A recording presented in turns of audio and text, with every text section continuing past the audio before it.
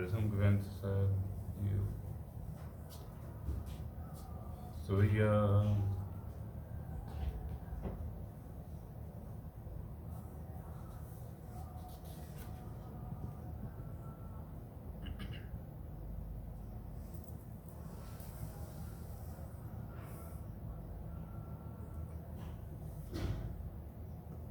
तिनकी बतिया सुन के प्रभु जू, गिर कहूँ संग पायन के मस कयो।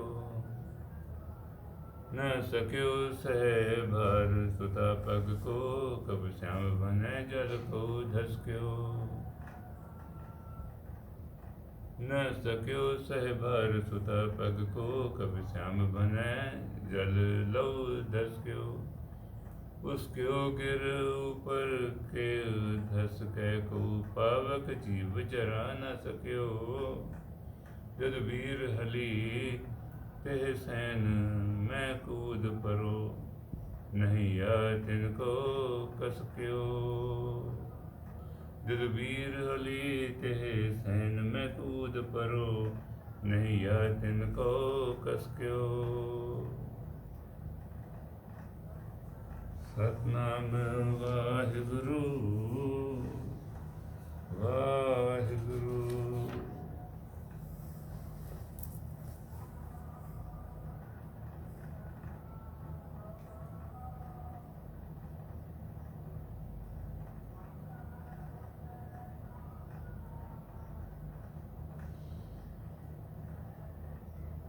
ਇਹ ਦੁਆਪਰ ਦੇ ਸ੍ਰੀ ਕ੍ਰਿਸ਼ਨ ਜੀ ਦਾ ਕ੍ਰਿਸ਼ਨ ਅਵਤਾਰ ਦਾ ਅਧਿਆਇ ਹੈ ਜੀ, ਜਿਸ ਵਿੱਚ ਕਿ ਜਦੋਂ ਕ੍ਰਿਸ਼ਨ ਜੀ ਕਾਲ ਜਮਨ ਦਾ ਵਧ ਕਰਕੇ ਆ ਰਹੇ ਨੇ ਤੇ ਤਾਂ ਉਸੇ ਵੇਲੇ ਹੀ ਜਰਾਸੰਧ ਜਿਹੜਾ ਹੈ ਆਪਣੀ ਸੈਨਾ ਲੈ ਕੇ ਉੱਥੇ ਪਹੁੰਚ ਜਾਂਦਾ ਹੈ ਤੇ ਸ੍ਰੀ ਕ੍ਰਿਸ਼ਨ ਦੇ ਨਾਲ ਯੁੱਧ ਕਰਨ ਵਾਸਤੇ ਉਹਨਾਂ ਨੂੰ ਲਲਕਾਰਦਾ ਹੈ। ਤੇ ਤਾਂ ਉਸ ਵੇਲੇ ਉਹ ਚੌਪਈ ਹੈਗੀ, ਜਿਸ ਵੇਲੇ ਉਹਨੇ ਜਰਾਸੰਧ ਜਦੋਂ ਲਲਕਾਰਦਾ ਹੈ ਤੇ ਤਾਂ ਉਸ ਲਈ ਕੀ ਹਾਲਤ ਹੈ, ਤਾਂ ਉਸ ਦਾ ਵਰਣਨ ਹੈ। ਜੀਵ ਮਨੁੱਖ ਜਰੇ ਤ੍ਰਿਣ ਜਬੈ, ਸ਼ੰਕਾ ਕਰਤ ਭਏ ਭਟ ਤਬੈ। ਮਿਲ ਸਭੀ ਜਦ ਪਤ ਪਹਿ ਆਏ, ਦੀਨ ਭਾਏ ਹੋਏ ਅਤ ਘਿਘਿਆਏ। सब जादू बाच चुपई प्रभु जो, हमरी रक्षा की जाय। जीव राख इन सब को ली जाय। आप को पाओ बतैया, कह भजिए कह जूझ मरैया। उसले जो उसने अपनी सेना दी नाल जो यादवां नूं दुख देना शुरू किया, ਤਾਂ ਯਾਦਵ ਸਾਰੇ ਦੁਖੀ ਹੋ ਕੇ ਕਹਿੰਦੇ ਵੀ ਉਸਨੇ ਤਾਂ ਸਾਡੇ ਅੱਗ ਲਗਾ ਦਿੱਤੀ ਹੋਈ ਹੈ ਸਾਡੇ ਮਨਾਂ ਦੇ ਵਿੱਚ। ਕਿ ਹੇ ਜਦੂਬੀਰ ਜੀ, ਤੁਸੀਂ ਸਾਨੂੰ ਹੁਕਮ ਕਰੋ ਕਿ ਜਿੰਨੇ ਜੀਵ ਮਨੁੱਖ ਨੇ ਉਹ ਸਾਰੇ ਉਹਦੀ ਅੱਗ ਦੇ ਵਿੱਚ ਜਲਦੇ ਮਰ ਰਹੇ ਨੇ ਤੇ ਉਸਨੇ ਸਾਰੇ ਸਾਡੇ ਜੰਗਲਾਂ ਵਿੱਚ ਅੱਗ ਲਗਾ ਦਿੱਤੀ ਹੋਈ ਹੈ।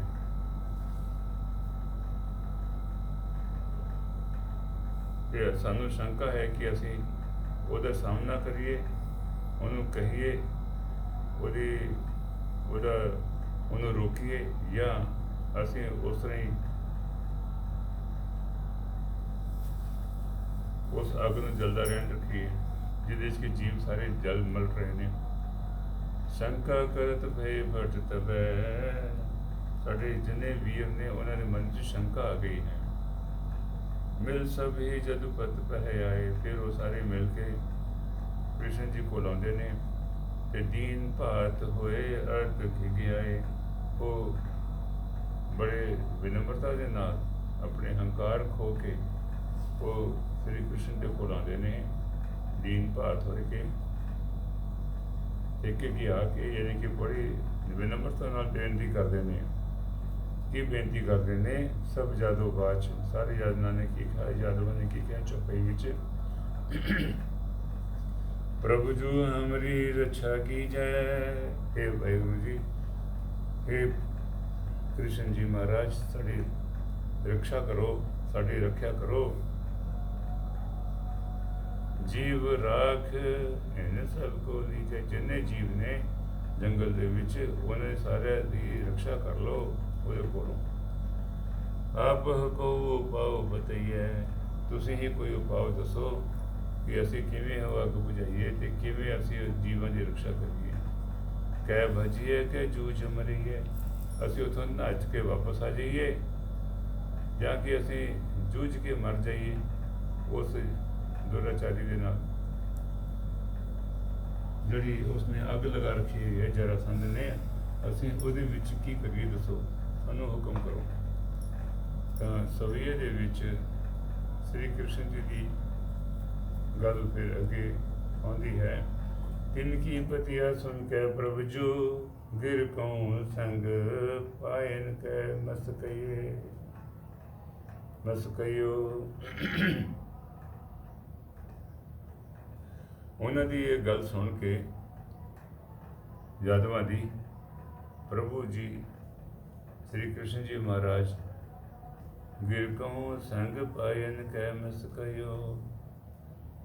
ਉਹ ਜਿਹੜੇ ਪਹਾੜ ਉੱਤੇ ਅੱਗ ਲੱਗੀ ਸੀਗੀ ਤੇ ਆਪਣੇ ਪੈਰ ਨੂੰ ਧਰਤੀ ਉੱਤੇ ਗਿਰਾ ਕੇ ਤੇ ਪੈਰ ਨੂੰ ਹੇਠਾਂ ਮਲਦੇ ਨੇ ਕਿ ਵੀ ਉਸਨੂੰ ਉਸ ਸ਼ਤਰੂ ਦਾ ਨਾਸ਼ ਕਰ ਦੇਣਾ ਠੀਕ ਹੈ। न सक्यो सह भार सुता पग को। ਤੇ ਉਹਦਾ ਜਿਹੜਾ ਭਾਰ ਸੀਗਾ ਸ੍ਰੀ ਕ੍ਰਿਸ਼ਨ ਦੇ ਪੈਰ ਦਾ, ਤਾਂ ਉਹ ਧਰਤੀ ਸਹਾਰ ਨਹੀਂ ਸਕਦੀ। ਫਿਰ ਕਬ ਸਿਆਮ ਬਨੈ ਜਲ ਕੋ ਧਸ ਕਯੋ। ਉਹ ਧਰਤੀ ਜਿੱਥੇ ਉਹ ਸ੍ਰੀ ਕ੍ਰਿਸ਼ਨ ਨੇ ਆਪਣਾ ਪੈਰ ਰੱਖ ਕੇ ਸਾਂ ਮਲਿਆ, ਉਹ ਧਰਤੀ ਜਿਹੜੀ ਹੇਠਾਂ ਖਸਕ ਕੇ ਧਰਤੀ ਦੇ ਹੇਠਾਂ ਜਿਹੜਾ ਜਲ ਹੈ ਉਹਦੇ ਵਿੱਚ ਜਾ ਧਸ ਗਈ। ਉਸ ਕਿਉ ਗਿਰ ਰਧ ਕੋ ਧਸ ਕੈ ਕੋ ਪਾਵਕ ਜੀਵ ਜਰਾ ਨ ਸਕਿਓ। ਫਿਰ ਉਹਨਾਂ ਦੇ ਇਸ ਤਰ੍ਹਾਂ ਕਰਨ ਦੇ ਨਾਲ ਉਹ ਜਿਹੜਾ ਪਹਾੜ ਜਿਹਦੇ ਤੇ ਉਹਨੇ ਅੱਗ ਲਗਾ ਕੇ ਰੱਖੀ ਸੀਗੀ, ਜਿੱਥੇ ਜੀਵ ਜਲ ਕੇ ਮਰ ਰਹੇ ਸੀਗੇ, ਫਿਰ ਉਹ ਜਿਹੜਾ ਪਹਾੜ ਜਿਹੜਾ ਸੀਗਾ ਉੱਥੇ ਉਹਦੇ 'ਚ ਉਹ ਤੋਂ ਪਾਣੀ ਨਿਕਲ ਆਉਂਦਾ ਹੈ ਤੇ ਫਿਰ ਉਸ ਨੂੰ ਉਸ ਕਿਉ ਗਿਰ ਉਰਧ ਕੋ ਧਸ ਕੈ ਕੋ ਪਾਵਕ ਜੀਵ ਜਰਾ ਨਾ ਸਕਿਓ। ਤੇ ਉਹ ਜਿਹੜੀ ਅੱਗ ਹੈਗੀ ਫਿਰ ਕਿਸੇ ਜੀਵ ਨੂੰ ਜਲਾ ਨਹੀਂ ਸਕੀ। ਤੇ ਸ਼੍ਰੀ ਕ੍ਰਿਸ਼ਨ ਜੀ ਨੇ ਆਪਣੀ ਲੀਲਾ ਦੇ ਨਾਲ ਉੱਥੇ ਪਾਣੀ ਦੇ ਸੋਮੇ ਕੱਢ ਦਿੱਤੇ ਤੇ ਉਹਦੀ ਅੱਗ ਜਿਹੜੀ ਸੀ ਸਾਰੀ ਬੁਝ ਗਈ। ਜਦ ਵੀਰ ਹਲੀ ਤੇ ਸੈਨ ਮੈਂ ਕੂਦ ਪਰ ਨਹੀਂ ਯਾ ਤਿਨ ਕੋ ਕਸ ਕਿਓ। ਫਿਰ ਉਸ ਲਈ ਜਿਹਨਾਂ ਨੇ ਅੱਗ ਲਗਾਈ ਸੀਗੀ ਤੇ ਜਿਹੜੇ ਉਹ ਜਰਾਸੰਧ ਦੇ ਜਿਹੜੇ ਬੰਦੇ ਨੇ ਉਹਦੀ ਸੈਨਾ ਦੇ ਉੱਤੇ ਜਦ ਵੀਰ ਯਾਨੀ ਕਿ ਕ੍ਰਿਸ਼ਨ ਜੀ ਤੇ ਹਲੀ ਯਾਨੀ ਕਿ ਉਹਦਾ ਜਿਹੜਾ ਵੱਡਾ ਭਰਾ ਬਲਭਦਰ ਹੈਗਾ, ਇਹ ਦੋਨੋਂ ਭਰਾ ਉਸ ਸੈਨਾ ਦੇ ਵਿੱਚ ਕੁੱਦ ਜਾਂਦੇ ਨੇ। ਤੇ ਉਹਨਾਂ ਨੇ ਇੱਕ ਤਿਨਕੇ ਮਾਤਰ ਵੀ ਉਹਨੇ ਮਨ ਵਿੱਚ ਕੋਈ ਕਸਕ ਨਹੀਂ ਰੱਖੀ ਕਿ ਅਸੀਂ ਮਰਾਂਗੇ ਕਿ ਜੀਵਾਂਗੇ। ਆਪਣੇ ਜੀਵਨ ਨੂੰ ਦਾਅ 'ਤੇ ਲਗਾ ਕੇ ਉਹਨਾਂ ਦੇ ਵਿੱਚ ਜਾ ਕੇ ਕੁੱਦ ਜਾਂਦੇ ਨੇ ਦੋਨੋਂ ਭਰਾ। ਇਸ ਤਰ੍ਹਾਂ ਦਾ ਅੱਜ ਦਾ ਵਾਕ ਹੈਗਾ ਜੀ। ਇਸ ਤੋਂ ਸਾਨੂੰ ਇੱਕ ਸਿੱਖਿਆ ਮਿਲਦੀ ਹੈ ਕਿ ਇਸ ਤਰ੍ਹਾਂ ਸਾਡੇ ਵੀ ਜੀਵਨ ਦੇ ਵਿੱਚ ਸਤਾਉਣ ਵਾਲੇ ਸਾਨੂੰ ਕਈ ਲੋਕ ਆਉਂਦੇ ਨੇ, ਜਿਹੜੇ ਕਿ ਸਾਨੂੰ ਸਾਡੇ ਜਿਹੜੇ ਕਿ ਪਰਿਵਾਰਾਂ ਦੇ ਵਿੱਚ ਦੁੱਖ ਆਉਂਦਾ ਹੈ ਜਾਂ ਫਿਰ ਸਾਨੂੰ ਕੁਛ ਕਿਸੇ ਨੇ ਸਾਨੂੰ ਅੱਗ ਲਗਾਈ ਹੁੰਦੀ ਹੈ, ਕੋਈ ਸਾਡੇ ਬੱਚਿਆਂ ਨੂੰ ਕੋਈ ਭੜਕਾ ਦਿੰਦਾ ਹੈ, ਕੋਈ ਸਾਡੇ ਘਰ ਦੇ ਕਿਸੇ ਜੀਵ ਨੂੰ ਕੋਈ ਭੜਕਾ ਦਿੰਦਾ ਹੈ, ਤਾਂ ਉਹ ਜੀਵ ਜਿਹੜਾ ਘਰ ਆ ਕੇ ਗੁੱਸਾ ਕਰਕੇ ਸਾਰੇ ਘਰ 'ਚ ਕਲੇਸ਼ ਪੈ ਜਾਂਦਾ। ਤਾਂ ਇਸ ਮੌਕੇ ਦੇ ਉੱਤੇ ਉਸ ਨੂੰ ਇਹ ਸਮਝੀਏ ਕਿ ਵੀ ਜਰਾਸੰਧ ਦੀ ਲਾਈ ਹੋਈ ਅੱਗ ਹੈ। ਤਾਂ ਫਿਰ ਉਸ ਲਈ ਕੀ ਕਰਨਾ ਚਾਹੀਦਾ ਹੈ ਜੋ ਯਾਦਵਾਂ ਨੇ ਕੀਤਾ ਕਿ ਦੀਨ ਬਾਤ ਹੋਏ ਅਤ ਗਿਗੇ ਆਏ, ਕਿ ਦੀਨ ਭਾਵ ਰੱਖ ਕੇ ਅਸੀਂ ਹੰਕਾਰ ਨੂੰ ਬਿਲਕੁਲ ਤਰੀਕੇ ਨਾਲ ਛੱਡ ਕੇ ਤਾਂ ਆਪਣੇ ਪਰਮੇਸ਼ਰ ਦਾ ਧਿਆਨ ਕਰਕੇ ਉਹਦੇ ਮੂਹਰੇ ਬੇਨਤੀ ਕਰੀਏ, ਅਰਦਾਸ ਕਰੀਏ ਕਿ ਹੇ ਵਾਹਿਗੁਰੂ ਜੀ ਸਾਨੂੰ ਬਚਾ, ਅਸੀਂ ਕੀ ਕਰੀਏ। ਤਾਂ ਫਿਰ ਉਸ ਦੇ ਨਾਲ ਕੀ ਹੋਏਗਾ ਕਿ ਉਹ ਜਿਹੜਾ ਵਾਹਿਗੁਰੂ ਪਰਮੇਸ਼ਰ ਜਿਹੜਾ ਹੈ ਉਹ ਉਸ ਵੇਲੇ ਤਤਕਾਲ ਉਸ ਅੱਗ ਨੂੰ ਬੁਝਾਉਣ ਦੇ ਵਾਸਤੇ ਉਹ ਧਰਤੀ ਦੇ ਵਿੱਚੋਂ ਉਹ ਪਾਣੀ ਕੱਢ ਦੇਣਗੇ ਤੇ ਇੱਕ ਸੱਚ ਮੂਹਰੇ ਆ ਜਾਏਗਾ। ਤਾਂ ਅੱਗ ਜਿਹੜੀ ਹੈਗੀ ਲੱਗੀ ਆਪਣੇ ਪਰਿਵਾਰ ਦੀ, ਪਹਿਲਾਂ ਤਾਂ ਉਹ ਬੁਝ ਜਾਏਗੀ। ਜਦ ਆਪਣੇ ਪਰਿਵਾਰ ਦੀ ਅੱਗ ਬੁਝ ਗਈ, ਉਹ ਦੁਬਾਰਾ ਅੱਗ ਨਾ ਲੱਗੇ ਤੇ ਤਾਂ ਪਰ ਬ੍ਰਹਮ ਪਰਮੇਸ਼ਰ ਜਿਹੜਾ ਹੈਗਾ, ਜਿਸ ਤਰ੍ਹਾਂ ਸ਼੍ਰੀ ਕ੍ਰਿਸ਼ਨ ਜੀ ਉਸ ਲੱਗੀ ਅੱਗ ਲਗਾਉਣ ਵਾਲੇ ਜਿਹੜੇ ਬੰਦੇ ਸੀਗੇ ਉਹਨਾਂ ਦੇ ਉੱਤੇ ਖੁਦ ਪੈਂਦੇ ਨੇ, ਆਪਣੇ ਭਰਾ ਨੂੰ ਨਾਲ ਲੈ ਕੇ, ਹਲੀ ਨੂੰ ਨਾਲ ਲੈ ਕੇ, ਤਾਂ ਉਸ ਦਾ ਸ਼ਤਰੂ ਦਾ ਨਾਸ਼ ਕਰ ਦਿੰਦੇ ਨੇ। ਇਸੇ ਤਰੀਕੇ ਨਾਲ ਅੱਜ ਜੋ ਵਾਕ ਸਾਹਿਬ ਸ਼੍ਰੀ ਗੁਰੂ ਅਮਰਦਾਸ ਜੀ ਦਾ ਫਰਮਾਨ ਹੈ ਕਿ ਤੁਸੀਂ ਹੰਕਾਰ ਨਹੀਂ ਕਰਨਾ ਹੈ, ਤਾਂ ਸਭ ਤੋਂ ਵੱਡੀ ਗੱਲ ਹੈ ਹੰਕਾਰ ਨੂੰ ਛੱਡ ਕੇ ਉਹਦਾ ਸ਼ਬਦ ਗ੍ਰਹਿਣ ਕਰਨਾ ਹੈ, ਹਲੀਮੀ ਦਾ। ਸਾਡੇ ਘਰ ਦੇ ਵਿੱਚ ਵੀ ਜੇ ਇਸ ਤਰ੍ਹਾਂ ਦਾ ਕੋਈ ਮੌਕਾ ਆਉਂਦਾ ਹੈ ਜਾਂ ਸਾਡੇ ਵਿੱਚ ਕੋਈ ਐਸੀ ਵਿਵਸਥਾ ਬਣਾ ਹੁੰਦੀ ਹੈ, ਤਾਂ ਜੇ ਅਸੀਂ ਅਰਦਾਸ ਕਰਾਂਗੇ ਵਾਹਿਗੁਰੂ ਜੀ ਅੱਗੇ, ਤਾਂ ਉਸੇ ਵੇਲੇ ਹੀ ਸਾਡੇ ਘਰ ਦੀ ਅੱਗ ਤਾਂ ਪਹਿਲਾਂ ਖਤਮ ਹੋਏਗੀ। ਅਰਦਾਸ ਕਰਦੇ ਸਾਰ ਗੁਰੂ ਜੀ ਆਪਣੇ ਆਪ ਹੀ ਚਾਨਣਾ ਦੇ ਦੇਣਗੇ, ਅਰਦਾਸ ਹੁੰਦੇ ਸਾਰੇ, ਤੇ ਸਾਡੀ ਉਹ ਸ਼ਾਂਤੀ ਆ ਜਾਏਗੀ ਪਰਿਵਾਰ ਦੇ ਵਿੱਚ। ਫਿਰ ਉਹ ਜਿਹੜੀ ਸ਼ਾਂਤੀ ਜਿਹੜੀ ਹੁਣ ਆਈ ਹੋਈ ਹੈ, ਹੁਣ ਉਹ ਮੁੜ ਕੇ ਦੁਬਾਰਾ ਐਸੀ ਅੱਗ ਨਾ ਲੱਗੇ। ਤਾਂ ਜਿਸ ਨੇ ਅੱਗ ਲਗਾਈ ਸੀ ਉਹਦੇ ਉੱਤੇ ਸੱਚੇ ਪਾਤਸ਼ਾਹ ਜੀ ਆਪਣੇ ਆਪ ਹੀ ਕੁਛ ਐਸੇ ਵਿਧ ਬਣਾਉਂਦੇ ਨੇ ਕਿ ਉਹ ਹੰਕਾਰੀ ਪੁਰਸ਼, ਉਹ ਜਿਹੜਾ ਅੱਗ ਲਗਾਉਣ ਵਾਲਾ, ਉਹ ਆਤਤਾਈ ਜਿਹੜਾ ਹੈ, ਉਸ ਦਾ ਫਿਰ ਹਮੇਸ਼ਾ ਵਾਸਤੇ ਖਾਤਮਾ ਹੋ ਜਾਂਦਾ ਹੈ। ਕਿ ਜੋ ਸਾਹਿਬ ਸ੍ਰੀ ਗੁਰੂ ਗ੍ਰੰਥ ਸਾਹਿਬ ਦੇ ਵਿੱਚ ਅੰਗ 604 ਦੇ ਉੱਤੇ ਜੋ ਫਰਮਾਨ ਹੈ ਤੀਸਰੇ ਪਾਤਸ਼ਾਹ ਦਾ, ਜੋ 12ਵਾਂ ਚੌਕ ਦਾ ਹੈ ਸੋਰਠ ਰਾਗ ਦੇ ਵਿੱਚ, ਘਰ ਪਹਿਲੇ ਦੇ ਵਿੱਚ, ਉਸ ਦਾ ਜੋ ਨਿਸਤਾਰਾ ਹੈ। ਹੁਣ ਉਹਨਾਂ ਨੇ ਕਿਹਾ ਸੀ ਕਿ ਵੀ ਤੁਸੀਂ, ਗੁਰੂ ਰਾਮਦਾਸ ਜੀ ਨੇ, ਕਿ ਵੀ ਤੁਸੀਂ ਹਲੀਮੀ ਰੱਖਣੀ ਹੈ ਤੇ ਕੋਈ ਹੰਕਾਰ ਨਹੀਂ ਕਰਨਾ। ਤੇ ਹੁਣ ਸਾਹਿਬ ਸੱਚੇ ਪਾਤਸ਼ਾਹ ਗੁਰੂ ਗੋਬਿੰਦ ਸਿੰਘ ਜੀ ਇਸੇ ਗੱਲ ਨੂੰ ਦ੍ਰਿੜ ਕਰਦੇ ਹੋਏ ਅੰਗ 500 ਦੇ ਉੱਤੇ, ਜਿਹੜਾ ਕਿ 499 ਤੋਂ ਸ਼ੁਰੂ ਹੁੰਦਾ ਹੈ, 500 ਤੱਕ ਹੈ ਜਿਹੜਾ ਇਹ ਸ਼ਬਦ ਜਿਹੜਾ, ਤੇ ਉਸ ਦੇ ਸਾਰ ਜਿਹੜਾ ਸਾਨੂੰ ਮਿਲਦਾ ਹੈ ਕਿ ਜਦ ਯਾਦਵਾਂ ਦੇ ਉੱਤੇ ਸੰਕਟ ਆ ਜਾਂਦਾ ਹੈ, ਉਹਨਾਂ ਦੇ ਜੀਵ ਜਿਹੜੇ ਕਿ ਸੜਦੇ ਬਲਦੇ ਨੇ, ਜਦੋਂ ਉਹਨਾਂ ਦੇ ਗਊ ਮੈਸਾਂ ਜਿਹੜੀਆਂ ਚਾਰਦੇ ਨੇ ਉਹ ਯਾਦਵ ਲੋਕ, ਉਹ ਪਹਾੜ ਦੇ ਉੱਤੇ, ਗੋਵਰਧਨ ਪਹਾੜ ਹੈ ਜਿਹੜਾ ਨੇੜੇ, ਉਹਦੇ ਉੱਤੇ ਉਹ ਆਪਣੇ ਪਸ਼ੂਆਂ ਨੂੰ ਚਾਰਦੇ ਨੇ। ਤਾਂ ਉੱਥੇ ਅੱਗ ਲਗਾ ਦਿੱਤੀ ਹੋਈ ਹੈ। ਤਾਂ ਉਹਦੇ ਬਾਅਦ ਫਿਰ ਉਹ ਉਹਦਾ ਮੁਕਾਬਲਾ ਨਾ ਕਰਦੇ ਹੋਏ, ਬਿਲਕੁਲ ਸੀਲ ਰੱਖਦੇ ਹੋਏ, ਆਪਣੇ ਮਨ ਵਿੱਚ ਹਲੀਮੀ ਰੱਖਦੇ ਹੋਏ, ਤਾਂ ਉਸ ਦੇ ਅੱਗ ਜਲਾਉਣ ਵਾਲੇ ਉੱਤੇ ਕੋਈ ਵੀ ਕ੍ਰੋਧ ਨਾ ਕਰਦੇ ਹੋਏ, ਨਾ ਹੀ ਉਹਦਾ ਕੋਈ ਮੁਕਾਬਲਾ ਕਰਦੇ ਹੋਏ, ਤੇ ਉਹ ਦੌੜ ਕੇ ਆ ਕੇ ਆਪਣੇ ਪਰਮੇਸ਼ਰ ਦੇ ਕੋਲ ਆ ਕੇ ਬੇਨਤੀ ਕਰਦੇ ਨੇ, ਦੀਨ ਹੋਏ ਕਿ ਦੀਨ ਬਾਤ ਹੋਏ ਅਰਥ ਦਿਖਿਆਏ।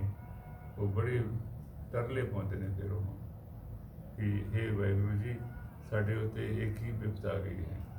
ਤਾਂ ਉਸ ਵੇਲੇ ਪਰਮੇਸ਼ਰ ਦਾ ਰੂਪ ਕ੍ਰਿਸ਼ਨ ਜੀ ਮਹਾਰਾਜ, ਉਹ ਉਸ ਵੇਲੇ ਆਪਣੇ ਉੱਥੇ ਬੈਠੇ ਹੀ ਆਪਣੇ ਪੈਰ ਨੂੰ ਮਸਲਦੇ ਨੇ, ਆਪਣੀ ਜਗ੍ਹਾ 'ਤੇ, ਆਪਣੇ ਸਿੰਘਾਸਨ 'ਤੇ ਬੈਠੇ ਹੋਏ।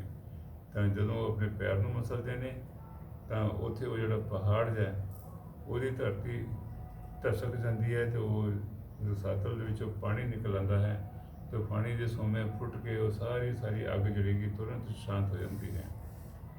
ਅਤੇ ਉਹ ਅੱਗ ਜਿਸ ਨੇ ਲਗਾਈ ਸੀਗੀ, ਉਹ ਦੁਬਾਰਾ ਅੱਗ ਫਿਰ ਨਾ ਲਗਾ ਸਕੇ। ਇਸ ਕਰਕੇ ਸ਼੍ਰੀ ਕ੍ਰਿਸ਼ਨ ਜੀ ਫਿਰ ਆਪਣੇ ਵੱਡੇ ਭਰਾ ਹਰੀ ਨੂੰ, ਹਲਧਰ ਕਹਿੰਦੇ ਨੇ ਉਸਨੂੰ, ਬਲਭਦਰ ਉਹਨਾਂ ਦਾ ਨਾਂ ਹੈ, ਅਤੇ ਫਿਰ ਉਹ ਉਹਦੀ ਸੈਨਾ ਉੱਤੇ ਕੁੱਦ ਜਾਂਦੇ ਨੇ ਅਤੇ ਉਸ ਸ਼ਤਰੂ ਦਾ ਵਿਨਾਸ਼ ਕਰਦੇ ਨੇ। ਅਤੇ ਇਹ ਦ੍ਰਿੜ ਕੀਤਾ ਹੈ ਗੁਰੂ ਗੋਬਿੰਦ ਸਿੰਘ ਜੀ ਨੇ ਕਿ ਵੀ ਜੋ ਗੁਰੂ ਰਾਮਦਾਸ ਜੀ ਨੇ ਕਿਹਾ ਹੈ ਗੁਰਸਿੱਖੋ, ਉਹ ਸੱਚ ਕਰਕੇ ਮੰਨੋ। ਇਹ ਜਿਹੜੀਆਂ ਅੱਜ ਦੀ ਗੱਲ ਨਹੀਂ ਹੈ, ਇਹ ਯੁਗਾਂ ਤੋਂ ਇਹ ਆਦਤ ਆਈ ਜਿਹੜੀ ਨੇ ਉਹ ਤੰਗ ਕਰਦੇ ਆਉਂਦੇ ਨੇ। ਉਹ ਪਰਿਵਾਰਾਂ ਵਿੱਚ ਅੱਗ ਲਗਾਉਂਦੇ ਫਿਰਦੇ ਰਹਿੰਦੇ ਨੇ ਤੇ ਉਹਨਾਂ ਦਾ ਨਾਸ਼ ਹੁੰਦਾ ਵੀ ਰਹਿੰਦਾ ਹੈ।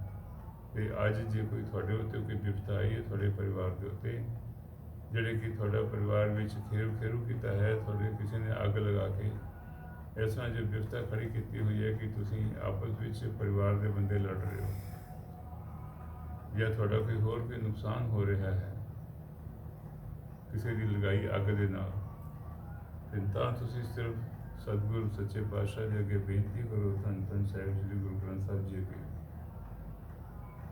ਕਿ ਇਸ ਦਾ ਨਿਸਤਾਰਾ ਕਰੋ।